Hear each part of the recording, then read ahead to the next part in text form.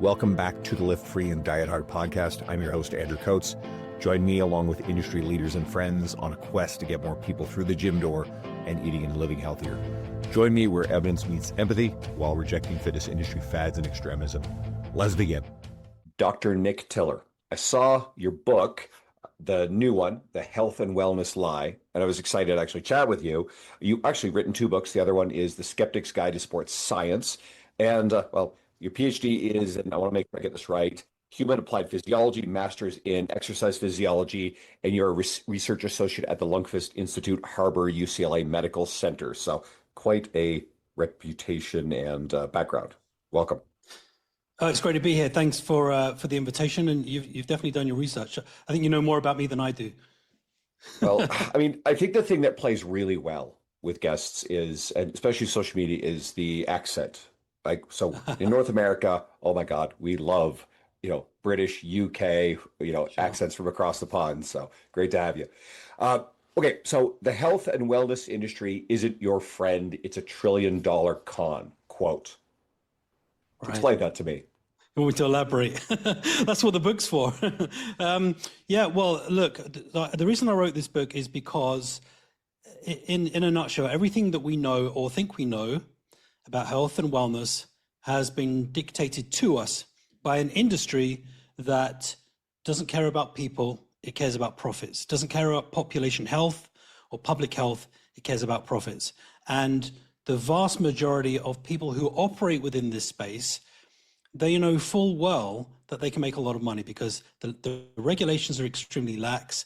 There's very little accountability for baseless claims and pseudoscientific claims. And everybody is desperate for the shortcut. Everyone's desperate for the quick fix. And so we are constantly vulnerable to this ongoing barrage of baseless claims. So when I wrote that kind of introductory sentence, I'm not just being rhetorical. It's not bluster. I'm being very, very serious that this industry, by and large, is an enormous con, and I'm sick of people being conned. That's what it comes down to. All right, so let's define the wellness industry because these terms, broad, sometimes we hear the words health, even the word fitness itself. And honestly, the word fitness industry can be pretty broad too.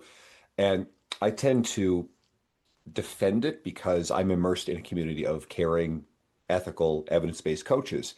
But to the end user, they don't necessarily see us any differently than they see the influencer who's outright grifting and pushing exactly what you're talking about. So can you define the wellness industry?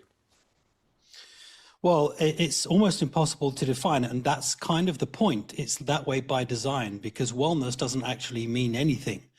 And you can use the words wellness and fitness and well-being and health, and really it can be defined any number of ways to satisfy your end goal. So if you have a product, for example, it could be a supplement or a particular garment or a wearable, whatever, and it claims to improve your overall wellness, well, that can mean literally anything. Even when you think they're making more specific claims, like to boost recovery. Even the term recovery is completely meaningless. Are we talking about recovery of the muscle tissue, as in repair and maintenance of muscle tissue? Are we talking about recovery of the immune system? Are we talking about rehydrating? Are we talking about the psychological readiness to go back to train? Like, recovery doesn't mean anything. And that's the whole point. So all of these supplements and products can, compression garments or hydrotherapy, cold baths, they say it can promote recovery.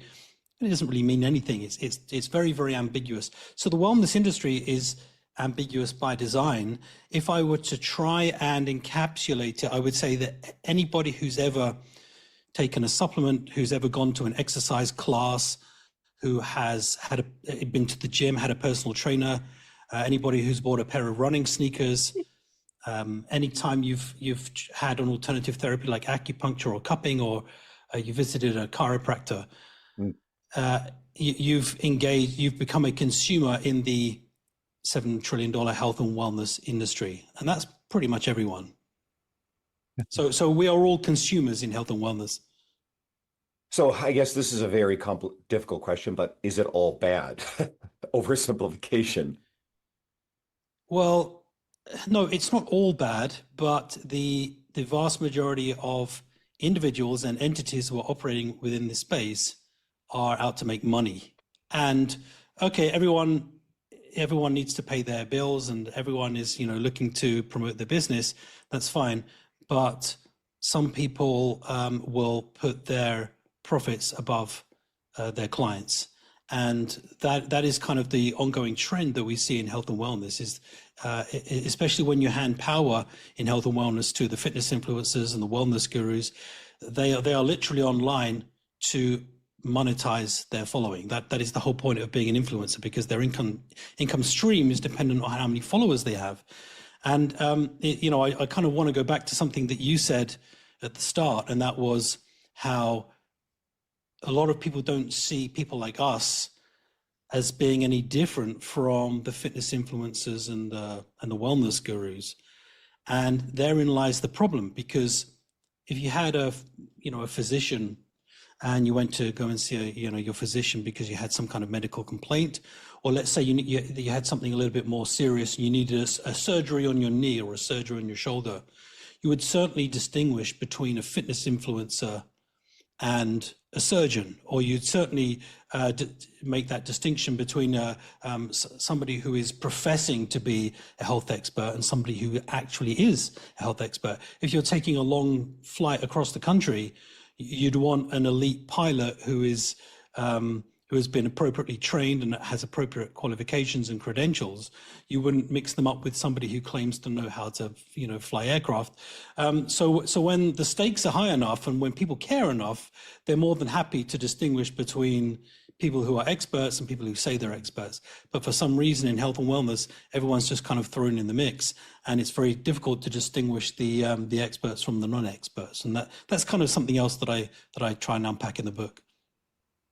Side quest. Recently, I'm Canadian, and it was hit the news that I guess a pilot who had flown for 30 years for one of the major airlines here did not have the license for a nearly 30-year career, I believe. I think he was now retired, to fly what he did. Right. And apparently there's like legal ramifications of this. Clearly, if he's operating this plane for however long, he knew what he was doing, but it's just a weird side note that hit the news.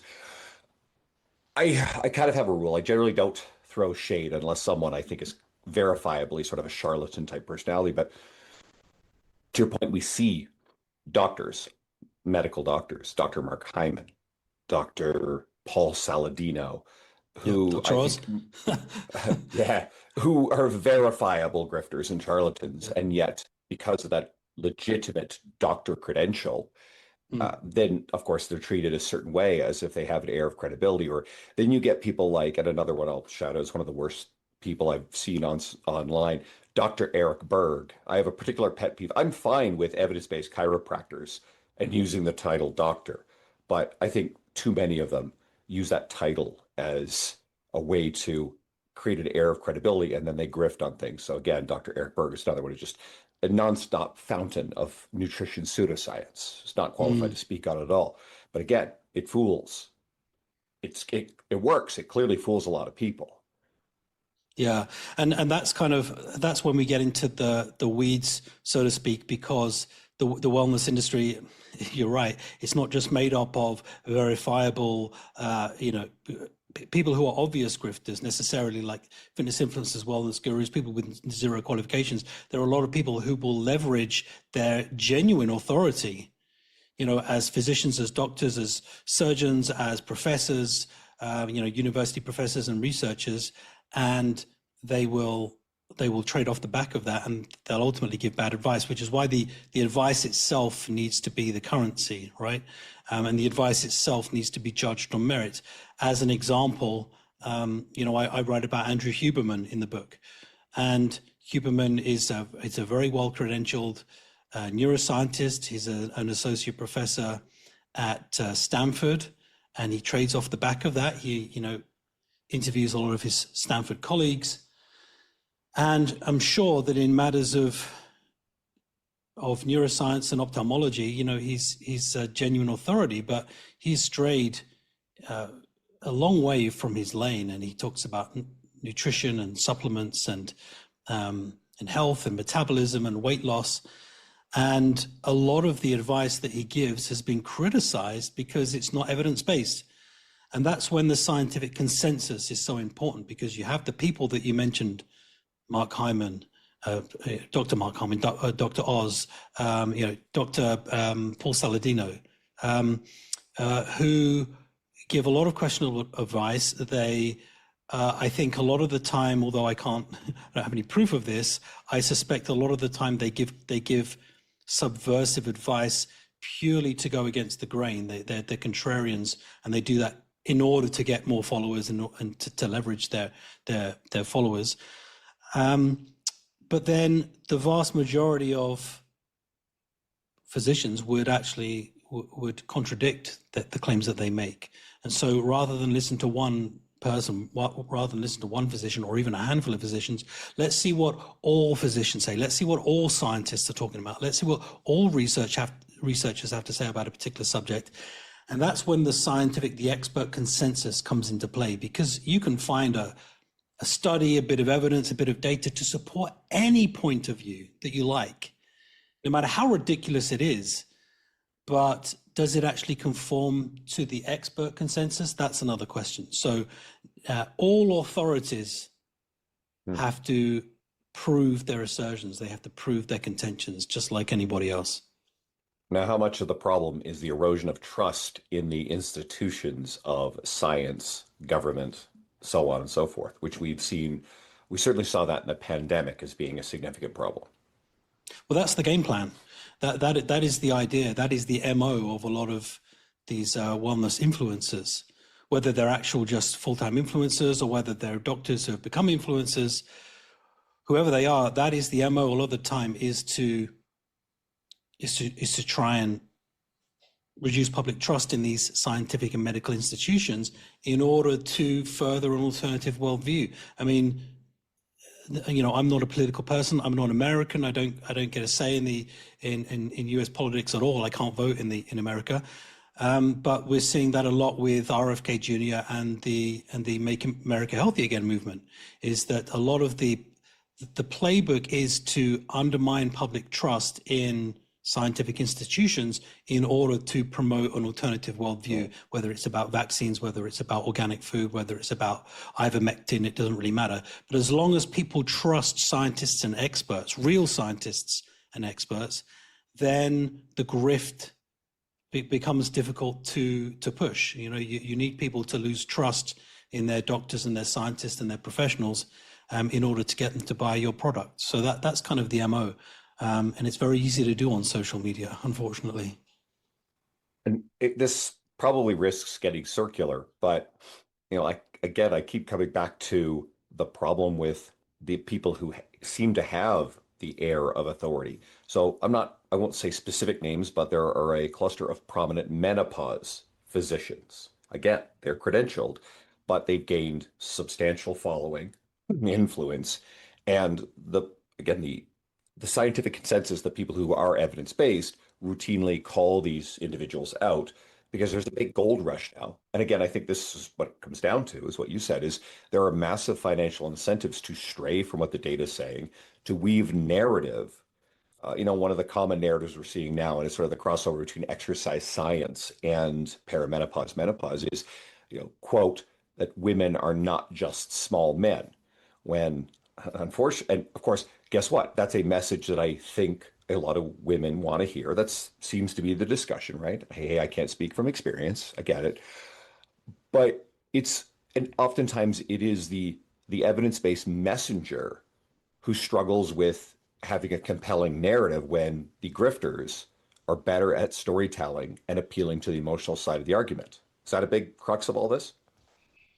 Yeah, and this is, I often describe it as scientists have brought toothpicks to a gunfight, because and I experienced a lot of this resistance when I was writing the book, because everything that I write about, certainly from a legal perspective, if nothing else, just from an intellectual ethics perspective, has to be evidence-based, it has to be proven, it has to be rigorously researched, it has to be fact-based, and I reference everything. My bibliographies section in this book is I've got well over 250 citations at the back of the book. It doesn't clutter up the main text, but there's a long bibliography there. And the point is that everything that I say has to be evidence-based and robust. But the wellness grifters can say pretty much anything they like. They can churn out these baseless claims and trade off of pseudoscientific assertions, rapid fire, machine gun fire, baseless claims. And because the regulations in the industry are so lax, there's very little to no accountability for making baseless claims. But if I want to contradict one of those claims, I have to have all my ducks in a row. I have to have my papers here.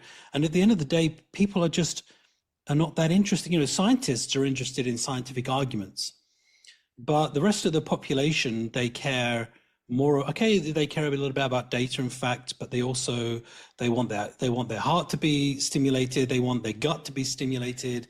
They might respond to sex appeal. They might respond to emotional arguments, and these are all tools in the grifter toolkit.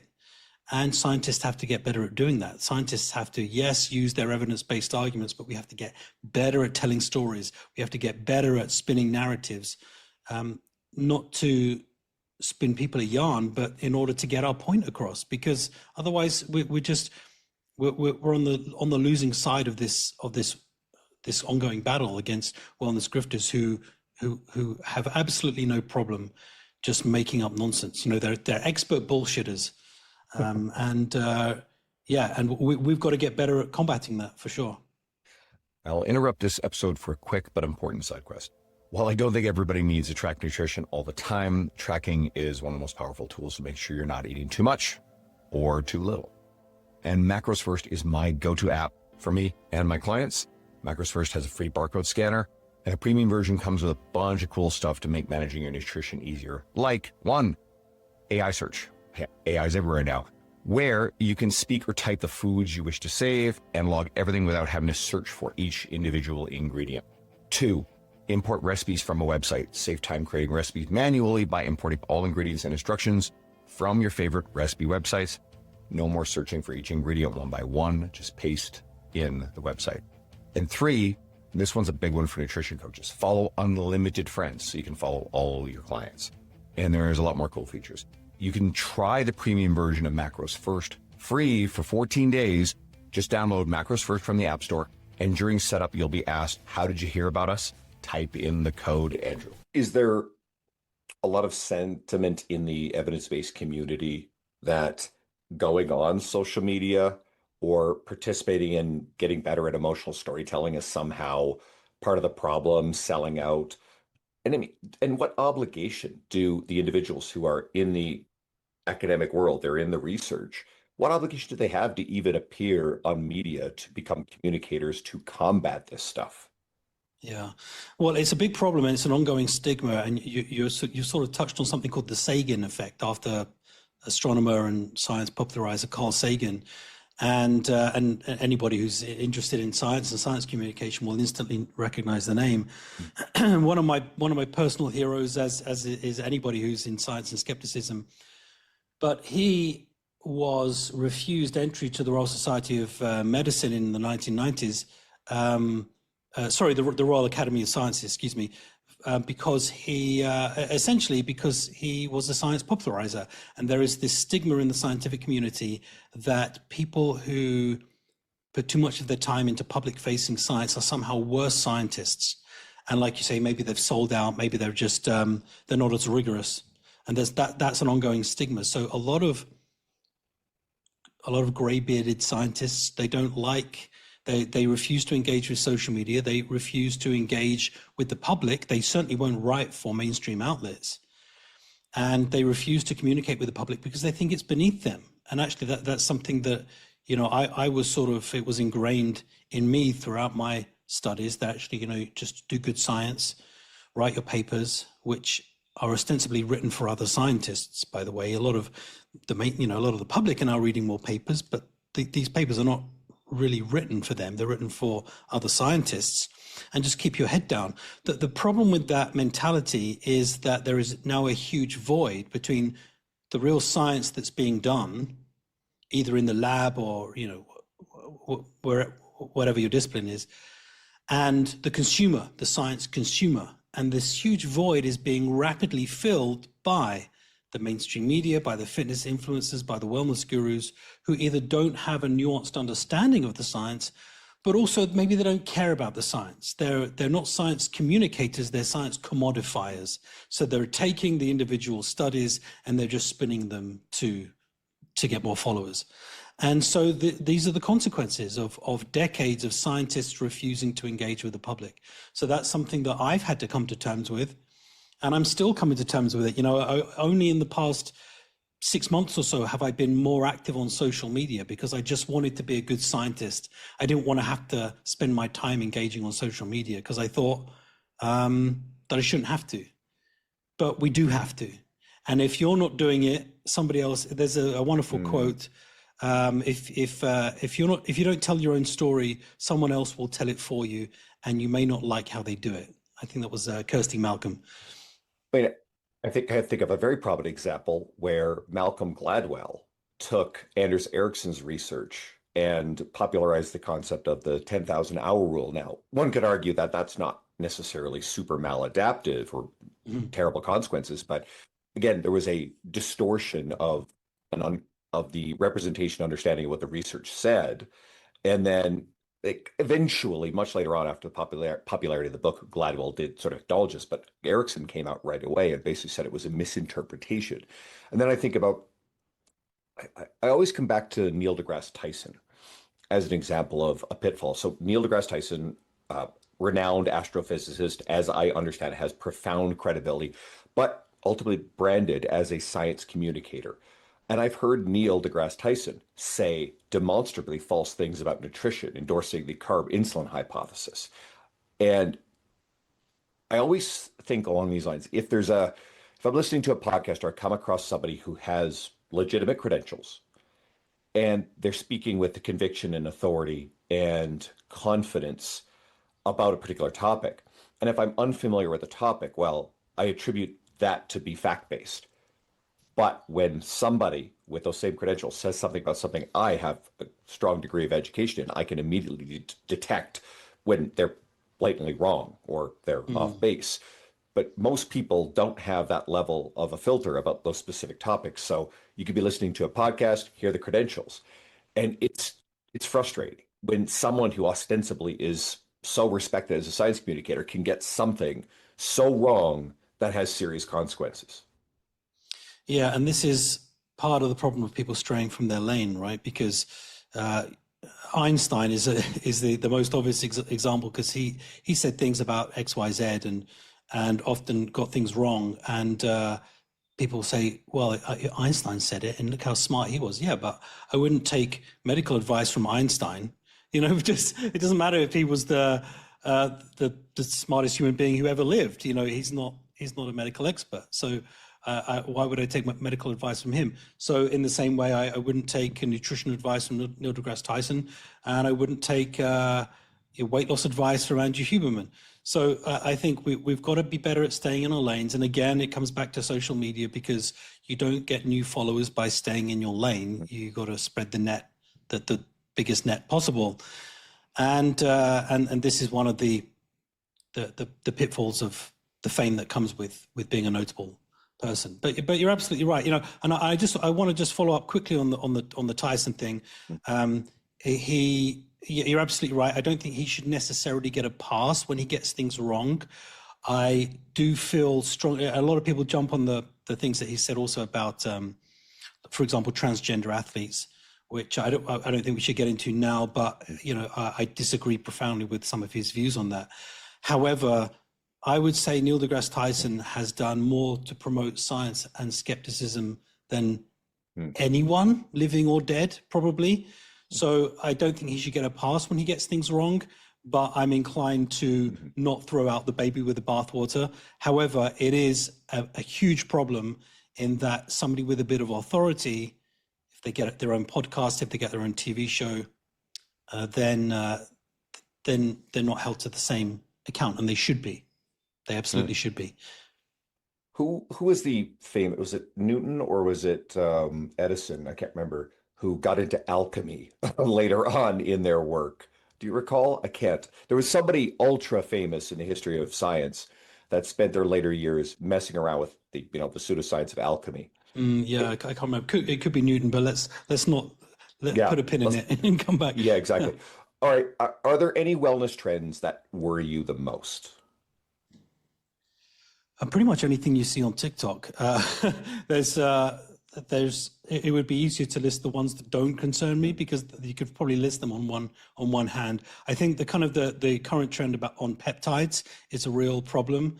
Peptides have just exploded, and to give you a little anecdote, I was contacted by a friend recently because she was worried about her son, and her son had started taking these experimental peptides, and she was freaking out because she didn't know what they were, where they were from. And when I say experimental, I mean they were literally vials of different numbered, A1237, CB, XY, whatever. So they were very nondescript. It said on the bottom of the label for lab use only. And actually, when you dig into the meaning behind that, what it actually means is for lab use in cells and human models, not for testing on humans, but testing in rodents and in cell models, right? So it's not even been FDA approved for testing in humans. And you have hundreds of, maybe tens of thousands of kids, by that I mean teenagers and young adults, who are injecting themselves with this stuff, or even taking it orally. And these are experimental chemicals because of trends that they've seen on TikTok. And one of the arguments that you often hear is that, well, if people have been taking these kinds of peptides for years, if not decades, and if there were harms, then we'd know about them. Well, not necessarily, because this is not documented use, and so the harms are not going to be documented either. People could literally be shortening their lives by taking these things. There's absolutely no human safety data on experimental peptides at all. Now, that's not to say that down the line, maybe in a few years' time, that they won't be extremely powerful products that can help with to promote muscle recovery, or to promote skin, to improve skin conditions, to help with metabolic function, mitochondrial function, and so forth. But we need to follow the proper regulatory processes, to jump the gun and to start taking experimental products because you've seen someone on TikTok take them. I mean, this is the definition of madness. This is absolute insanity. So this is kind of one of the really concerning trends, is peptides, and it's basically because it's blown up on TikTok. I think TikTok is almost exclusively to blame for this trend. There's something interesting in there because it made me go to steroids, which are quite well understood. I mean, the side effects are actually quite well documented, including the serious negative effects, and yet people still use them. So it's like, even the understanding of the negative side effects, would it actually even stop people from doing this stuff? And we have a clear other category where no, it doesn't. At least it doesn't stop some people. Right, but we've known for 5 decades that cigarette smoking, may well kill you, and people still do it because there's a disconnect, right? There's a cognitive dissonance that something might happen to me down the road, and it's especially prominent in young people. Well, they don't care if they're old and infirm when they're in their 60s or 70s. They want to enjoy their lives now. But there's a difference here, and that is that steroids have been extensively studied. And if you are willing to put in the time and do the research and do the reading and speak to experts, and you still want to take anabolic androgenic steroids, then number one, you can do it. There is not a safe way to do it, but there is a safer way to do it than others, rather than just stacking multiple different steroids and necessarily taking testosterone. People might take steroids with different anabolic androgenic ratios. There's cycling. There's all these things that people can do to make it slightly safer, although never safe. But at least then they can make an informed decision as to whether they're going to do it and weigh the risks and benefits. But that's impossible to do with something when we don't even know the risks, like peptides, when there's no human safety data, when this is an experimental drug. So at least at least allow a little bit of time for there to be some human safety data, so we know exactly what we're dealing with. And then if you choose to, if you still want to take this stuff, then hey, it's your body, then knock yourself out. But we've got to be smart about this. And you raised something important, and this came up recently. So I've had Dr. Dwayne Jackson on a couple of times, and we talked about peptide stuff, and his academic background is in that. His thesis work was in peptides, so he's been studying this stuff for a very long time. And for quite a while, it felt like the peptide discussion was largely, well, does this stuff work versus is it a kind of a waste of money? But Dwayne brought this up, and you have again, that no, there's actually a much bigger risk and consequence here. Is we don't know what the potential downsides and negative effects could some of these peptides cause, increase, risk of cancer, for example, right? So, and we simply just do not know these things.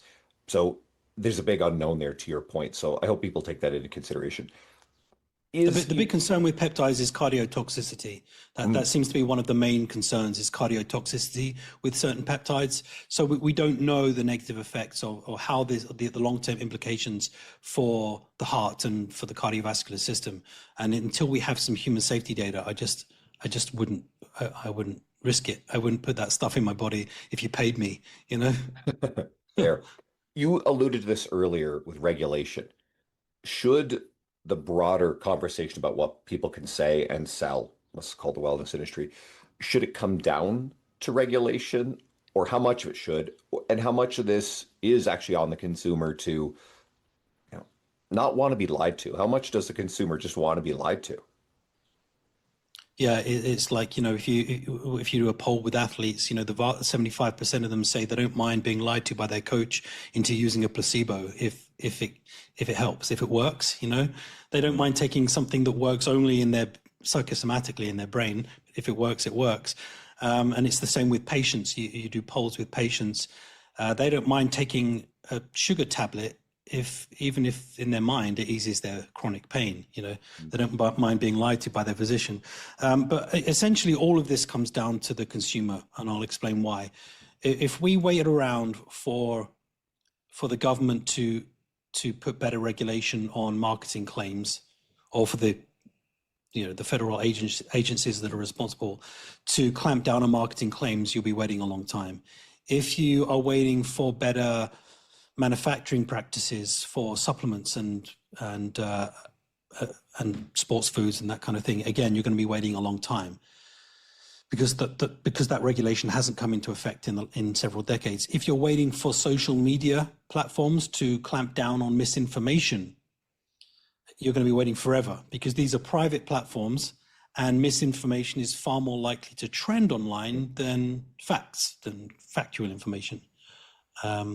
So essentially, if we don't want to be ripped off, if we don't want to take products that are potentially going to cause us harm, if we want to put our time and resources and money and effort into interventions that actually help us lose weight and get fitter and reduce our blood pressure and reduce our cholesterol and feel better and improve our energy, improve our mental health, then it comes down to us to make better decisions on the products that we're using.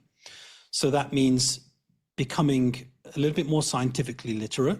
So understanding a little bit more the scientific basis of the kind of claims that you hear. That doesn't mean you have to go to university and, get a degree in some kind of, in biology or something. It just means just becoming a little bit more science savvy, so when people are using words to try and trick you. It means becoming media literate and social media literate. How many people that use social media don't really understand how the algorithm generates content based on their previous viewing history? I would say the vast majority of people are just slaves to the platform.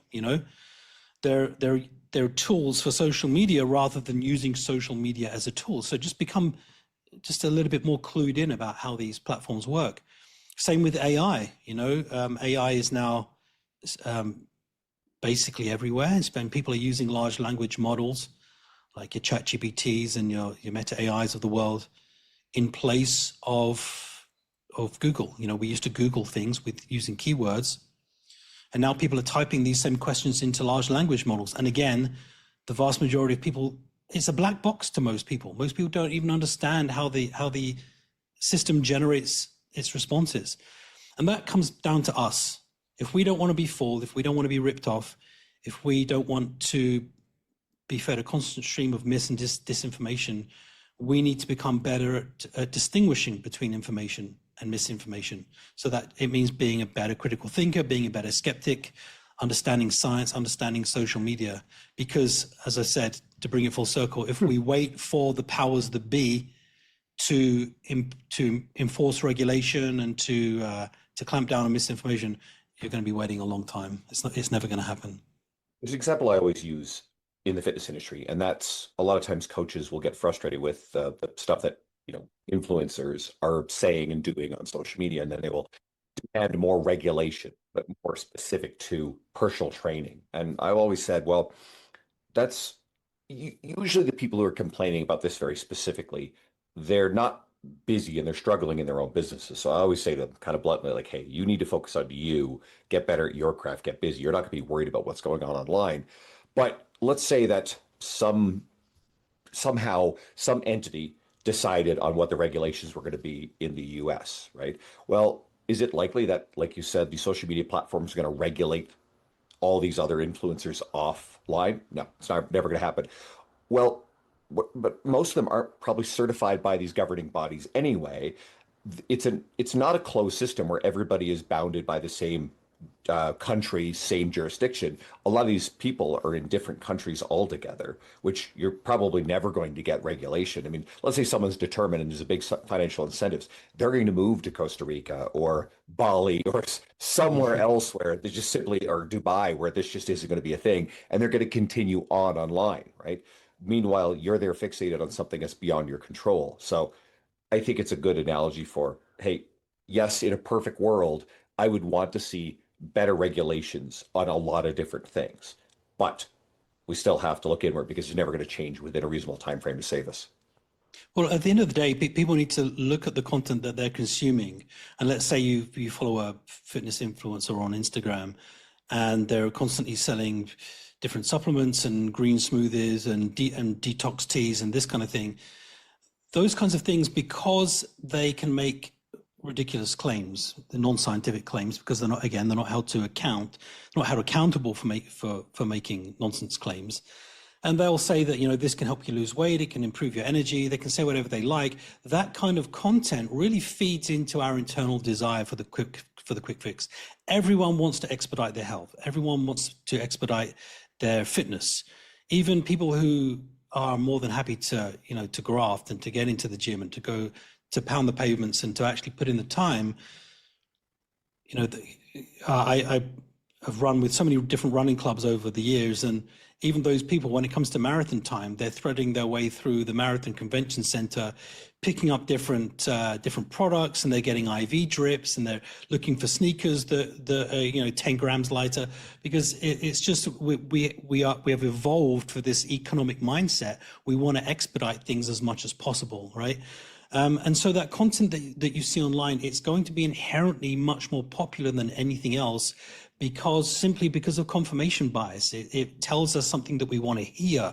It tells us that you can expedite your fitness, that you can lose weight, that you can detoxify your blood if you just take this product or follow this procedure. And so that kind of stuff is going to be insanely popular. So despite the fact that it's total bullshit, nobody's going to clamp down on that stuff. Nobody's going to tell these influencers to stop sharing that content, least of all the platform, because it generates interest, it generates engagement. And the more interest and engagement there is, the more money everybody makes, right? So you can't, if you wait for these platforms to self-regulate, you're going to be waiting forever. So the only way to get around that is to become better at distinguishing between information and misinformation. When somebody's selling your product, just sharpen your critical faculties, get a good bullshit detection kit. And part of that is, reading books like The Health and Wellness Lie, because it helps you to unpack the bullshit claims. Do you think, let's look at this through the lens of fitness professional, the wellness influencer, because there's going to be a spectrum of behaviors. Do you think the problem is more well-intentioned people who've fallen down a slippery slope towards pseudoscience because of the financial incentives, well-intentioned people who've lost trust in the system, like we talked about earlier, or is it just that there's just such massive incentives for genuine bad faith actors to enter our space who are not, never were qualified physicians, never were caring fitness professionals? Yeah, I think it's mostly the latter. I think most of the people who operate in this space are very shrewd business people. They're often tech entrepreneurs. They're CEO. I'm not going to name names, but you know who they are. They're Brian tech entrepreneurs. Johnson.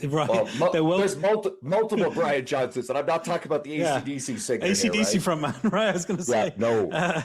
Or the Liver King, right? There's too many of them. There's something about Brian's. But the point is that I think the vast majority of people see wellness for the reasons that we've mentioned, that there's no regulation, there's no accountability for claims. There is this very rich vein of people who want to expedite their fitness, they want to expedite their wellness. Maybe they're a little bit gullible, maybe they're not very scientifically literate or not very media or social media literate, and they see it as a space just to make a lot of money very, very easily, because that's exactly what it is. So I think most of the people who operate in this space are just very shrewd business people. They've never cared about wellness. They don't actually care about helping people to improve their overall health and their lifestyle, and help people to get results. There's a minority of people, don't get me wrong, it's not everyone. There are some, genuinely good nutritionists and coaches and physiologists and exercise professionals and doctors who do want to help people, but they're in the extreme minority. Most people just want to make money, and they understand the system better than any of us ever will. And there is also a subgroup of people who have just lost their way, who started off on this journey, genuinely wanting to help people and to give people good advice. But then they just got swept up. They got swept up and swept away in the fame and the notoriety and the earnings. And, if you want to get more followers and make more money, you need to make broader claims. And I think that's as inevitable as it could possibly be. And it snowballs from there. I think it might be hard to fathom, because when you say things like the overwhelming majority, I have a feeling that some of the coaches listening might feel almost as if that's sort of an attack even on our corner of the fitness industry. And what we forget is our corner, the evidence-based, ethical, caring corner of the fitness industry, 1% of the as a part of the broader wellness industry, even though it was difficult to define, is such a tiny, tiny fraction. So, right. But it does feel frustrating sometimes. Well, just to put it into perspective, I did some research a little while back because I was looking to do an audit on fitness influencers, and there are, it probably won't surprise you to know that there are specific platforms, huge databases that are hosted by marketing companies to basically help connect brands with specific influencers. So you can subscribe to these, marketing companies will subscribe to these databases. It costs, hundreds of dollars every month, but they're big marketing companies, so they can afford it. And then you can filter your searches to, pick out certain influencers, maybe the certain demographics. Maybe you want a female who is in this part of the world, who is in this age range, and their followers are predominantly, XYZ people. And that database alone, so these are full-time influencers, had hundreds of thousands of records. And that's just like very, very specific, that's just fitness influencers. Hundreds of thousands of people. Now, how many good, qualified, evidence-based coaches are there who are in it for the right reasons? And, there's probably a lot. Are there hundreds of thousands? I don't know. But there are, I would say, when you combine fitness influencers and wellness influencers and, the people like the physicians and the doctors who have kind of lost their way and stumbled into wellness. And then you've got all the media companies, the wellness brands, like Goop is obviously the biggest, most well-known one. But there are, thousands and thousands of much, much smaller ones who are all looking for their little piece of the pie, they monopolize the space. And unfortunately, most of the people who operate in this space are giving either bad advice, or they don't know that they're giving bad advice, or they give bad advice and don't care because they're making money. This episode is brought to you by Just Bite Me Meals. I work long days and I won't compromise my client experience or sacrifice my workout, sleep, or nutrition. So I needed a quality and reliable meal prep service so I could save time on cooking and shopping and have more time for the stuff that matters. Net out the cost of groceries, and the service isn't as much as you might think, and regular impulsive food delivery apps, eating out, that costs way more. Anyway, I get more meal variety and less dishes to clean, and I've been referring clients to Just Bite Me Meals for a long time, and I recently started ordering myself. Food is great. The beef brisket tacos are my favorite so far, and there's a lot of menu choice. Your calories and macros are listed. The portions are great. You can order custom meals. They deliver to your door, or you can pick up from their storefront. And I'm sorry to listeners outside of Alberta, but Just Bite Me Meals is currently just in Edmonton, Calgary, Grand Prairie, and Fort McMurray. Ordering from Just Bite Me Meals made my life easier instantly. And you can get 10% off on all your orders using my code, Andrew Coates Fitness, all caps, on their website. That's Andrew Coates Fitness, all capitals, or go to the link and the code in the show notes.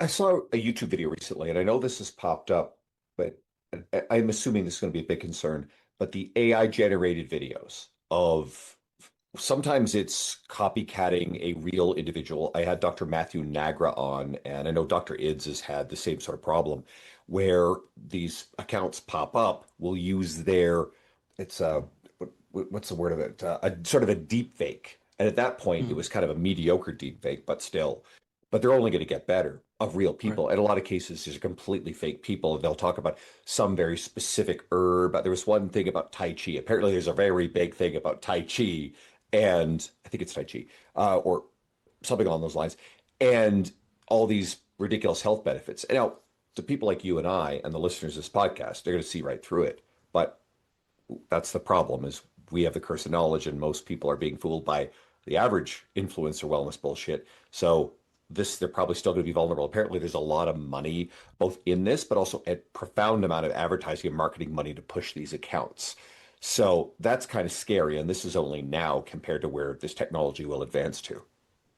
Yeah, I think even if we had this conversation even 1 year ago, I would say that most AI generated content is fairly easy to spot. Even if it's really, really good, you kind of have to look closely. I would say today, though, the really good AI content is indistinguishable from real life. I can't even tell the difference. If you watch, a very, very long video, there are telltale signs that it's AI. But short clips, if it's really high quality stuff, I would say we've got to the point even now that it's almost, I would say, impossible to tell the difference unless you are like an AI expert, right? Or maybe you've got access to certain equipment or certain technologies that allow you, probably not more AI stuff that allows you to kind of distinguish between the AI stuff and reality. But yeah, I think it's extremely scary for the reason hadn't even given much thought to the fact that they might now be able to deep fake health professionals. They could deep fake Neil deGrasse Tyson talking about some product, or somebody trusted. They could deep fake Anthony Fauci lambasting vaccines, and they could do pretty much anything. Well, what if they start deep faking the Mark Hyman's and the glucose goddesses and the what's that primal, like anybody with the orange glasses? I mean, here's the first tell I have that someone is slipping down a slope if they don those orange sunglasses or whatever, and then they start talking as if like the fake podcast appearance on their social media. It's like, no, all right, yeah. Sorry, that's a red flag. And so much of the content now is AI generated. Even it used to be that fitness influencers, for example, I've written about this before, that there are certain tricks of the trade. If you have somebody who's a Fitspiration influencer, and it seems like they're in incredible shape all year round, right? And it's very difficult for somebody to maintain this kind of peak condition. But typically what they'll do is they'll just like an Olympic athlete will get into peak condition every 4 years for the Olympic Games. and then periodically in between for different competitions. But they'll essentially get into magnificent shape. They'll get shredded for 2 weeks of the year, and then during that period, they'll just take a year's worth of images in different locations, wearing different clothes, and then they'll post the content periodically throughout the year. So it looks like they're maintaining incredible shape all year round. They don't even have to do that now, because there's a lot of AI technology, free AI technology, built-in muscle apps that can give people just incredible physiques, and it's very, very easy. It's cheap or free to do. Anybody online can get ginormous pecs and six-pack abs, and then claim that it was this supplement or this training program. So even the content that we see online, it's not just been manipulated. A lot of it now is completely fake, and it's only going to get worse from here. My buddy Goob calls out the Photoshoppers. I mean, he's going to be out of work on that particular one, because they're just going to get better at it to the point where it's not going to be easy to tell anymore. But you made me think of something else, and we can close on this note. For a very long time in the bodybuilding world, the gatekeeper of images of the bodybuilders were the bodybuilding magazines, and they would do exactly what you had said. They would do prep for a show. They would do photo shoots around the show when they're much, much leaner. And then they would spend a lot of the rest of the year walking around in, bigger clothing. They would have higher body fat percentages. But social media changed that. And everything you just said is true, but there's actually a lot of people, a lot of influencers, a lot of competitors who now face pressure to look near stage lean year round. And they're achieving that. I mean, first of all, the drugs, but other things like diuretics, and they're far more frequently putting their body under severe stress. Now, I have a theory, and again, I don't like speaking ill of someone who's passed on, but hey, if anybody follows Generation Iron, I've written for them. I love the brand, but God, for a really long time, I mean, it seemed like every second day there's a dead bodybuilder, a fitness competitor, or influencer being posted on there. But I can't remember his name. I think it was Joe. There's a German guy, and he would, if anybody's watching me on video, he would extend his arms and flicker his fingers, and all of these chest fibers would ripple, and he is bone dry lean all the time. And I may be wrong, please, if someone knows factually, there might have been some sort of congenital heart issue there, but you can't tell me this guy at the level he was not on a whole bunch of anabolics. But even worse, there's a very good likelihood he was on other things that were helping him stay lean all the time. And he had a huge following and big incentives to appear in that body pretty much year round. And I suspect that probably put a lot more stress on him. And I think this is at least part of the phenomena why we're seeing even higher rates of deaths in that community. And that's a scary thing. So there's a big confluence of problematic stuff here.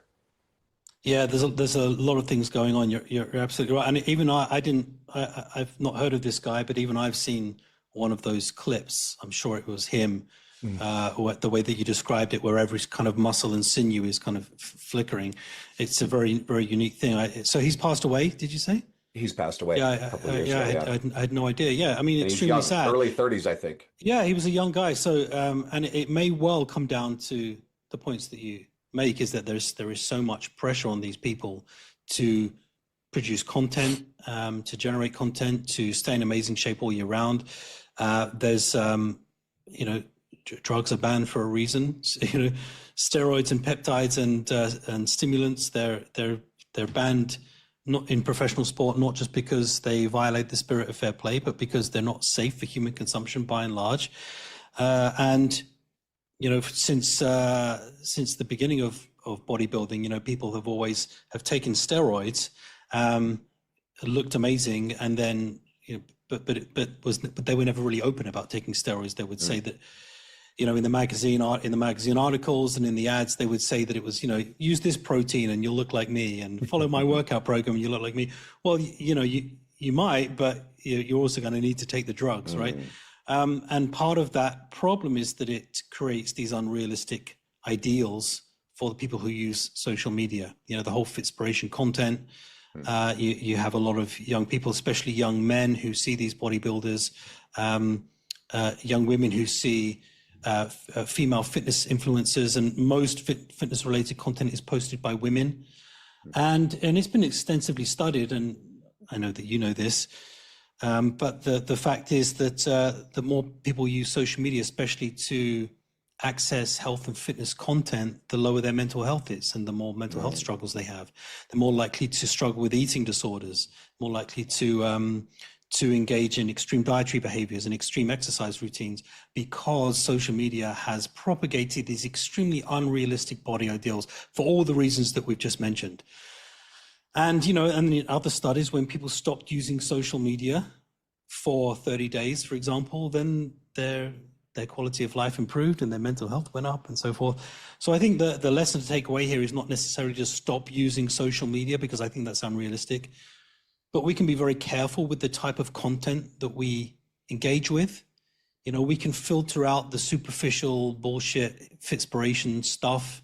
If you're following somebody who just posts pictures of themselves in a sports bra every day, like, okay, if that's how you get your kicks, then okay, fine, but it's not doing an awful lot for you. If a lot of fitspiration content is literally a picture or a video of somebody in a gym with some kind of motivational quote that would be more at home on a coffee mug, and I just don't see that content is particularly valuable. So we can curate the content that we see, and we can refine our feeds so that it's actually providing us with beneficial content and not stuff that's going to make us feel bad about ourselves.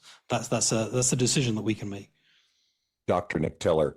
Everybody can get you on Instagram at nb.tiller. And the book is The Health and Wellness Lie. That video, people, he's holding it up. Awesome. So that's out now, right? It's out in a couple of weeks in the UK and EU. In the US and Canada, it will be out at the end of the summer, but it's available for pre-order now. And pre-orders always help the book. So if you're thinking about buying it, go ahead and pre-order. Go pre-order, guys. Thank you so much. Go follow Nick. Nick, I appreciate you. This was fantastic. Awesome. Thanks very much.